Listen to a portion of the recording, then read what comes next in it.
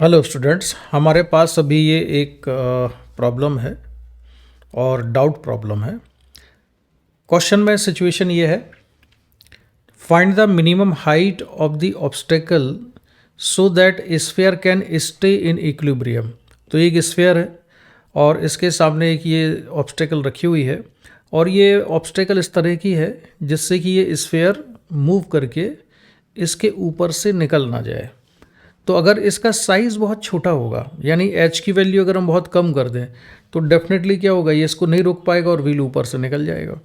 यानी कि इस तरह का व्हील है अगर, ठीक है, और इंक्लाइन प्लेन पर वो है, अगर इंक्लाइन प्लेन पर व्हील को हम फ्री छोड़ दें, इसमें बॉडी क्या स्फीयर है, तो अगर स्फीयर को हमने इंक्लाइन प्लेन पर फ्री छोड़ दिया तो ये तो नीचे चला जाएगा, मूव कर जाएगा। इसे रोकने के लिए अगर हमने यहाँ पर एक स्टॉपर लगाया हुआ है अगर, लेकिन अगर इस स्टॉपर का साइज़ कैसा है, बहुत छोटा है, तो ये रुकेगा ही नहीं, ठीक है। और अगर साइज़ जितना बड़ा होगा उतना आसानी से इसको रोक लेगा। अगर स्टॉपर किसी ने इस तरह का लगा दिया, इतनी हाइट कर दी इसकी, ठीक है, ये हाइट बहुत ज़्यादा अगर बढ़ा दी है तब तो ये आसानी से रुक जाएगा यहाँ पर। तो क्वेश्चन में उन्होंने ये पूछा है कि ये जो स्टॉपर है इसकी हाइट मिनिमम कितनी रख सकते हैं कि ये स्फीयर इक्विलिब्रियम में रहे, ठीक है, इक्विलिब्रियम में रहना चाहिए। तो इक्विलिब्रियम में रखने के लिए क्या कंडीशन होगी, ये हमको कैलकुलेट करना है, यानी कि रिलेशन निकालना है किस किस के बीच में, एच की वैल्यू आर और थीटा की टर्म्स में हमको कैलकुलेट करनी है, ठीक है। अब यहाँ देखो, ये प्रैक्टिकली ना इसको ऐसे समझो कि अगर ये स्टॉपर की साइज़ बहुत छोटी हो जाती है, स्टॉपर की साइज़ अगर बहुत छोटी हुई तो ये स्फीयर को रोक नहीं पाएगा।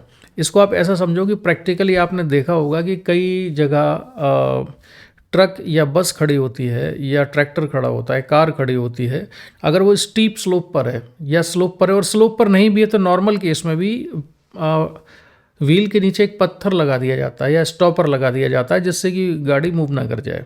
यानी कि मैं आपको डायग्राम में दिखाऊँ, ये कुछ इस तरह की सिचुएशन होती है कि ये है व्हील यहाँ पर और ये लगाया हुआ होता है स्टॉपर, लेकिन इस स्टॉपर का जो साइज़ है वो ठीक ठाक होना चाहिए। अगर मान लीजिए इसकी जो हाइट है एच, अगर ये हाइट बहुत कम हुई तब तो व्हील उसके ऊपर से निकल जाएगा, ये रोक ही नहीं पाएगा इसको।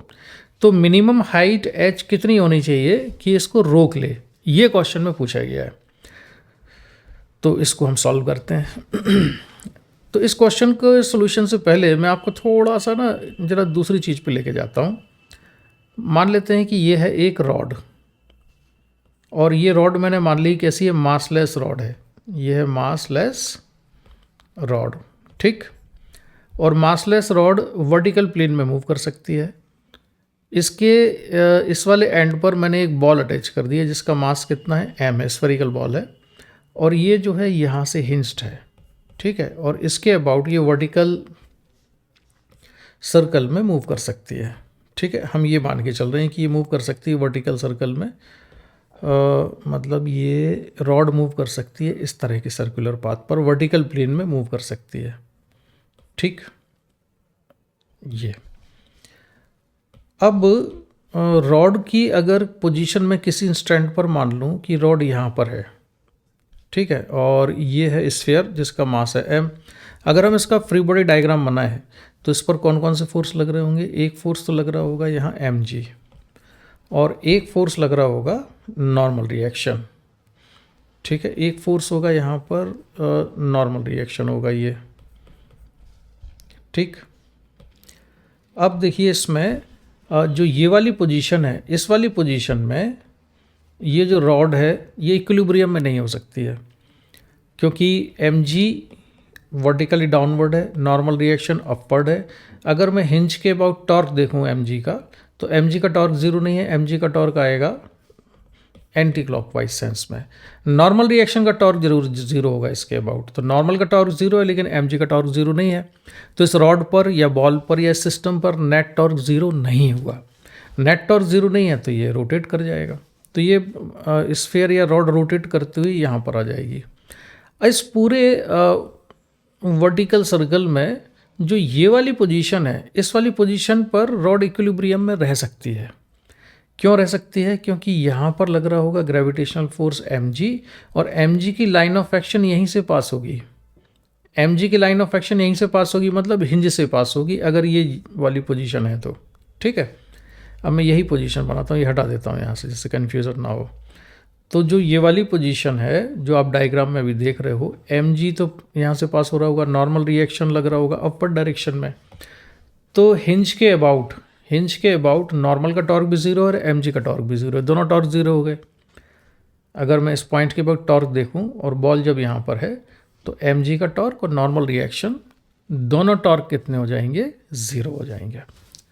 ठीक है, और mg वर्टिकली डाउनवर्ड होगा, नॉर्मल रिएक्शन वर्टिकली अपवर्ड होगा, तो नेट फोर्स भी ज़ीरो हो जाएगा। तो ट्रांसलेशनल इक्विलिब्रियम भी हो गया इस वाले कंडीशन में, और नेट टॉर्क होने की वजह से रोटेशनल इक्विलिब्रियम भी हो गया, दोनों तरह के इक्विलिब्रियम आ गए। तो कंडीशन क्या थी कि जो हिंज पॉइंट है, इस हिंज से ही mg का लाइन ऑफ एक्शन पास होना चाहिए और नॉर्मल रिएक्शन भी यहीं से पास हो जानी चाहिए। तो दोनों के टॉर्क ज़ीरो हो जाएंगे और मैग्नीट्यूड में भी mg और n यहाँ पर बराबर हो सकते हैं। ठीक, अब देखो ये सारा डिस्कशन हमने क्यों किया, इस वाले क्वेश्चन में समझने के लिए। इसमें इसका क्या यूज़ है, तो इसका यूज़ ये है यहाँ पर कि मैं बनाता हूँ यहाँ डायग्राम। तो इसको ज़रा हम थोड़ा साइड कर देते हैं अभी।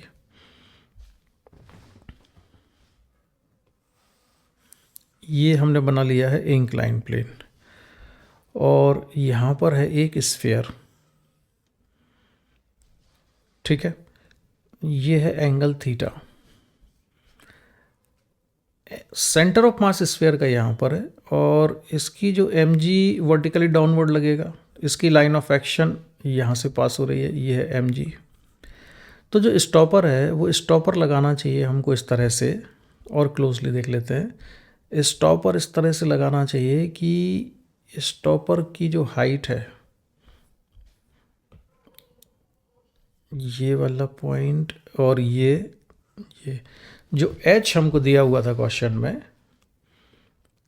ये जो h है स्टॉपर की हाइट, वो इस तरह से होनी चाहिए, इतनी एडजस्ट होनी चाहिए कि mg की जो लाइन ऑफ एक्शन है वो यहीं से पास हो जाए। mg की जो लाइन ऑफ एक्शन है वो इसी पॉइंट से पास हो रही है, और नॉर्मल रिएक्शन जो इस पॉइंट से लगेगा वो नॉर्मल रिएक्शन भी यहीं से पास होगा। तो अगर हम नॉर्मल रिएक्शन बनाएं किस डायरेक्शन में, तो नॉर्मल रिएक्शन भी यहाँ लग रही होगी, ये होगी इसकी नॉर्मल रिएक्शन। ठीक है, कन्फ्यूज़न ना हो आपको इसलिए मैं यहाँ से बना देता हूँ। ये नॉर्मल रिएक्शन लग रही है यहाँ पर, ये नॉर्मल है, ये mg है। तो इस वाले केस में देखिए कि इस पॉइंट के अबाउट mg का टॉर्क और नॉर्मल रिएक्शन दोनों का टॉर्क कैसा है, ज़ीरो है। ठीक है, और इस कंडीशन में ये जो स्फीयर है ये जस्ट इक्विलिब्रियम में है, यानी कि h को हमने थोड़ा भी छोटा किया, यानी इसकी हाइट को थोड़ा भी छोटा किया, तो जो सेंटर ऑफ मास है स्फीयर का ये ऐसे मूव कर जाएगा, और एक्सिस ऑफ रोटेशन कौन सी बनेगी उसके लिए, ये वाला जो पॉइंट है, ये जो पॉइंट है ये एक्सिस ऑफ रोटेशन बनेगा, ये वाला पॉइंट। तो इसके अबाउट ये इस तरह से मूव कर जाएगा। ठीक है, ये स्फीयर इसके अबाउट इस तरह से मूव कर जाएगा यहाँ से। तो जो इक्विलिब्रियम कंडीशन हम देख रहे हैं अभी, उसमें ये जस्ट कांटेक्ट छोड़ा है, कहाँ से, यहाँ से, इस वाले पॉइंट से इसने जस्ट कांटेक्ट छोड़ा है, यहाँ से इसने जस्ट कांटेक्ट अभी छोड़ा है। ठीक है, ये हम मान के चल रहे हैं कि यहाँ से कांटेक्ट छोड़ा है, तो यहाँ पर नॉर्मल रिएक्शन नहीं है, यहाँ फ्रिक्शन भी नहीं लग रहा है इस जगह पर, जस्ट कांटेक्ट छूटा है। तो फोर्स कहाँ लग रहे हैं, केवल एक तो mg फोर्स लग रहा है, लेकिन वो वर्टिकली डाउनवर्ड होगा और उसकी लाइन ऑफ एक्शन पास होनी चाहिए यहाँ से, और यहीं से पास होना चाहिए नॉर्मल रिएक्शन को, और दोनों की डायरेक्शन कैसी हो जानी चाहिए, जस्ट अपोजिट। तो ये कौन सी सिचुएशन से मिलता जुलता केस हो जाएगा, ये वाला केस हो जाएगा, जिसमें mg की लाइन ऑफ एक्शन भी यहीं से पास होती थी, नॉर्मल रिएक्शन भी यहीं से पास होता था। समझ रहे हैं ना, यानी कि आप मान लीजिए कि इस स्फीयर का सारा मास कहाँ पर है, ये सेंटर ऑफ मास पर कॉन्सेंट्रेटेड है, और ये एक मासलेस रॉड है जो मैंने एग्जांपल में लिया था, और ये एक स्फीयर है। दूसरा डायग्राम बना के समझाता हूँ आपको कि आप ये मान लीजिए कि ये एक रॉड है,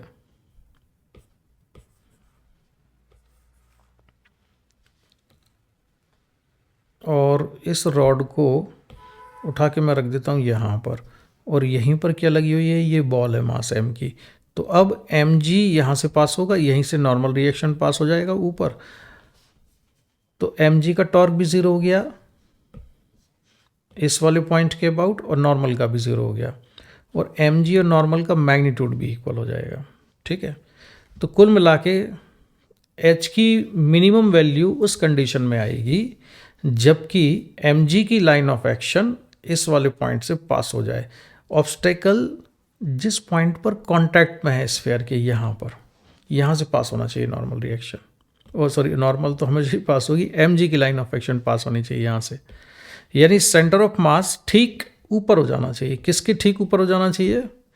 सेंटर ऑफ मास को आ जाना चाहिए ये इस ऑब्स्टेकल की इस एज के ठीक ऊपर आना चाहिए। ठीक है, तो ये तो बात हो गई कॉन्सेप्ट की। अब करना है हमको इसका कैलकुलेशन, यानी कि वैल्यू रिलेशन निकालना है एच में और आर में। तो वो रिलेशन निकालने के लिए आप इसी डायग्राम में देख लीजिए, इसी में हम थोड़ा सुधार कर देते हैं। नॉर्मल में यहाँ से हटा रहा हूँ और यहाँ पर थोड़ी सफाई कर देते हैं।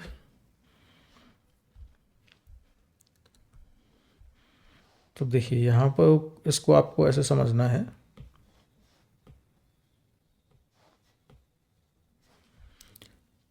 ये जो डिस्टेंस है अभी सेंटर से लेके यहाँ तक की, ये डिस्टेंस कितनी है? ये डिस्टेंस है, यहाँ तक की डिस्टेंस कितनी है? आर के बराबर थी, है ना। अब इसको मैंने आगे बढ़ा दिया,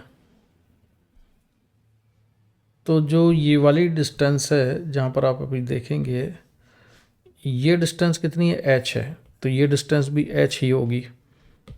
तो इसको भी मैंने लिख दिया, यहाँ से यहाँ तक की डिस्टेंस है एच, तो जो बचा हुआ डिस्टेंस है यहाँ तक का, ये कितना बचेगा? ये हो जाएगा आर माइनस एच। इसके अलावा ये एंगल अगर थीटा है तो ये भी थीटा होगा, तो इसको भी लिखा हमने थीटा। और ये डिस्टेंस कितनी है यहाँ तक की? ये है आर। अब आप इसको ले लीजिए ए, इसको मान लेते हैं बी, और इसको लिख लेते हैं पॉइंट को सी। तो right angle triangle A B C में cos theta equal to base हो जाएगा ए बी, और हाइपोटेन्यूस कितना है? ए सी के बराबर। तो कॉस थीटा इक्वल टू आएगा, ए बी है आर माइनस एच और ए सी कितना है? आर के बराबर है। तो ये हुआ R minus H equal to R cos theta. तो एच इक्वल टू हो जाएगा R into one minus cos theta के बराबर। ठीक है, तो इसका जो आंसर हुआ वो हुआ H equal to R one minus cos theta. अगर एच की value R into one minus cos theta या इससे ज़्यादा है तो ये इक्विलिब्रियम में रहेगा और स्फीयर इसके ऊपर से रोल करके निकल के नहीं जाएगा। लेकिन अगर इसकी वैल्यू एच की value R into one minus cos theta से कम हुई, छोटा हुआ, तो फिर ये इसको रोक नहीं पाएगा, इक्विलिब्रियम नहीं रहेगा और स्फीयर का जो सेंटर ऑफ मास है ऐसे मूव करते हुए निकल जाएगा आगे। और स्फीयर किस पॉइंट के अबाउट रोटेट करते हुए निकल जाएगा, या इसका एक्सिस ऑफ रोटेशन क्या होगा? ये वाला पॉइंट। और सेंटर ऑफ मास सर्कल पे मूव करते हुए निकल जाएगा। सेंटर ऑफ मास किस सर्कल पे चल रहा होगा? आर रेडियस के इसके सर्कल पर। ठीक है, तो चलिए, मुझे लगता है अब आपका जो है कॉन्सेप्ट और एक्सप्लेनेशन इससे समझ में आ गया होगा। इसके बाद भी अगर कोई डाउट रहता है तो आप मुझे मैसेज करेंगे, जो कि डिस्क्रिप्शन में मेरा व्हाट्सअप नंबर दिया होता है, तो हम इसको डिस्कस कर लेंगे। इसका डिस्कशन मैं यहीं पर कंप्लीट करता हूँ। Bye bye.